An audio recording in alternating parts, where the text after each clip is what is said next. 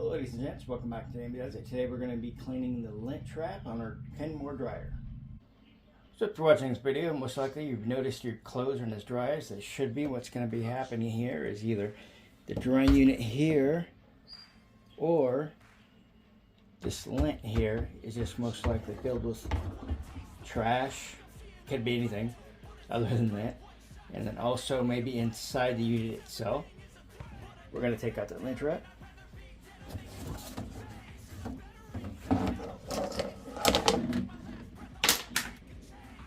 And we'll get some better shots, but you're going to see there's all kinds of lint inside.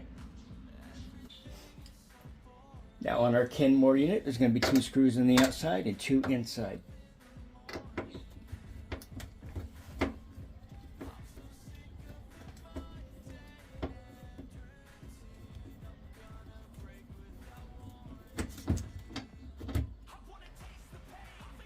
We're going to set these to the side.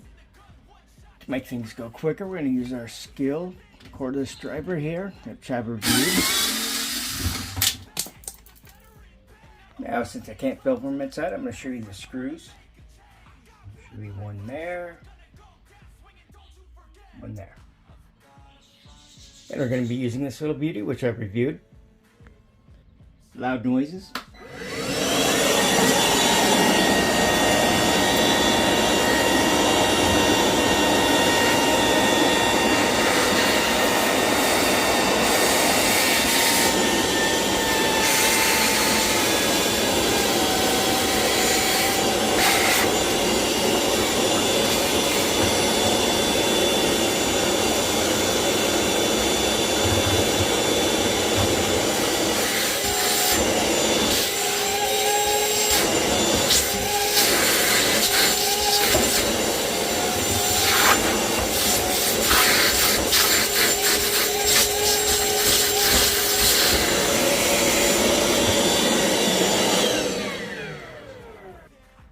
Okay, everybody bear with me. I'm holding the phone with one hand and the light in the other. But as we can see, it is not pretty. And believe it or not, I cleaned this out 1 year ago today. I do believe it was November of last year.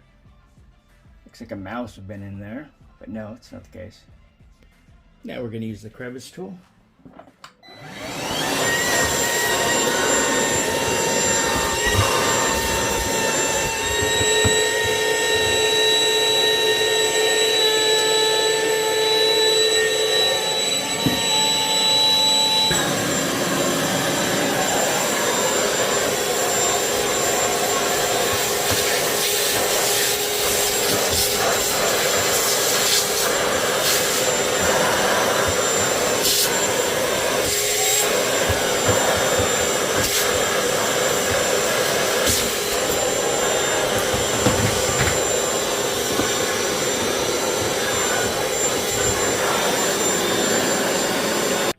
Going to come in handy today is this flexible auto crevice brush.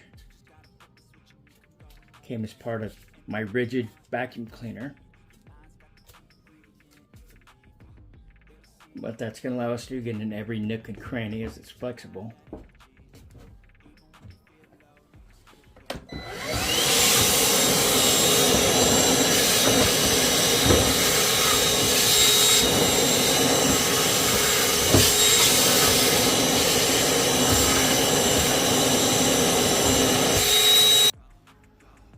Now I know we're in a tight spot here, but I hope this is showing up. See this track here? I just want to show this is where our screen is sitting. And you see that gunk in there? We want to clean all that out.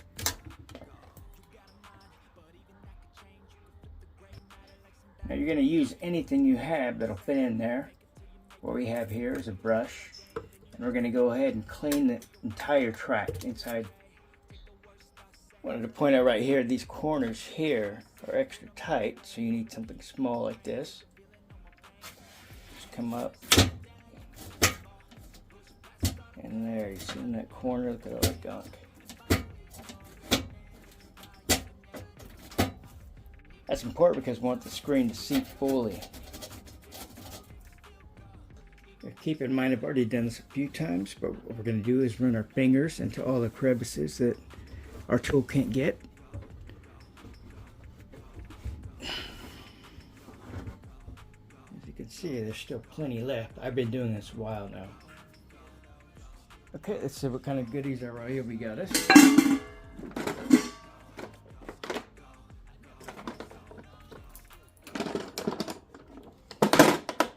Remember, there's a little lint trapped in there.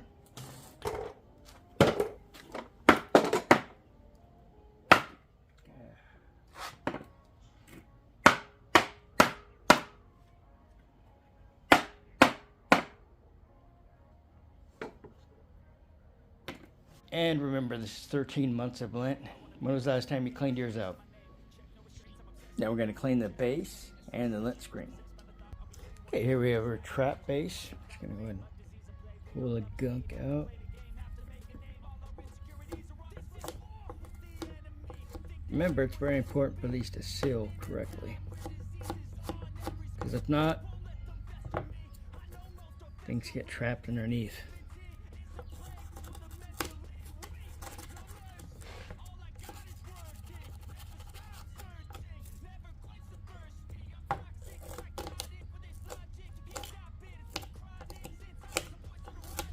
These little pieces may not seem important, but remember, they all grab onto each other, so it'll just create a clog.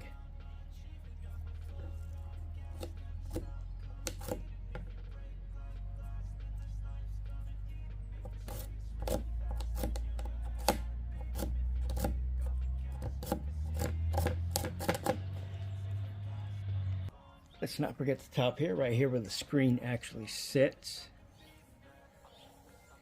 As you can see, it really can't sit well. So on our actual bench screen itself, we're going to have a lot of buildup, which is everybody here.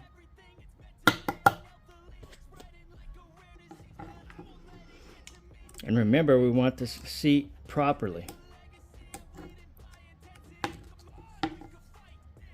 And right here, it is not going to seat without this being cleaned.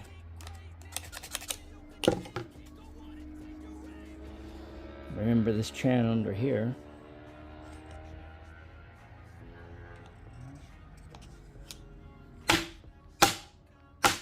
There, knock it loose.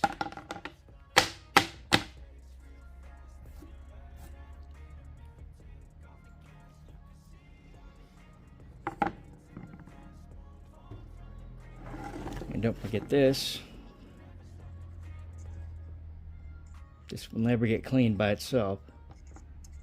Need something skinny to insert.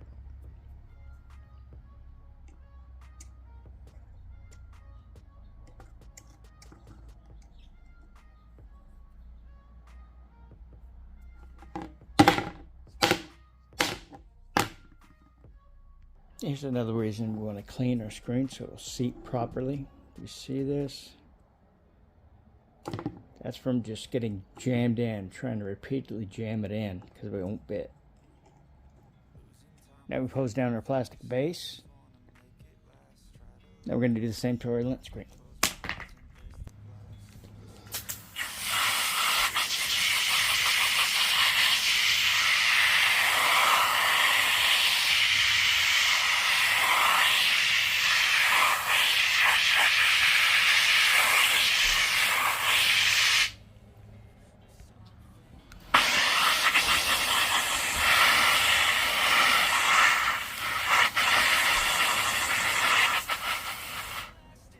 Now that we have everything nice and clean, let's put it back together. Let's reinsert our plastic piece.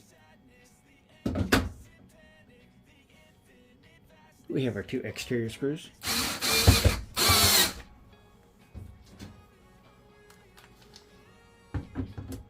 And our interior screws, which are located here and here. And now we insert the lint screen. You can see it seats nice and properly. That's going to do it for this episode of Damon Does It. Be sure to visit my channel for more DIY content.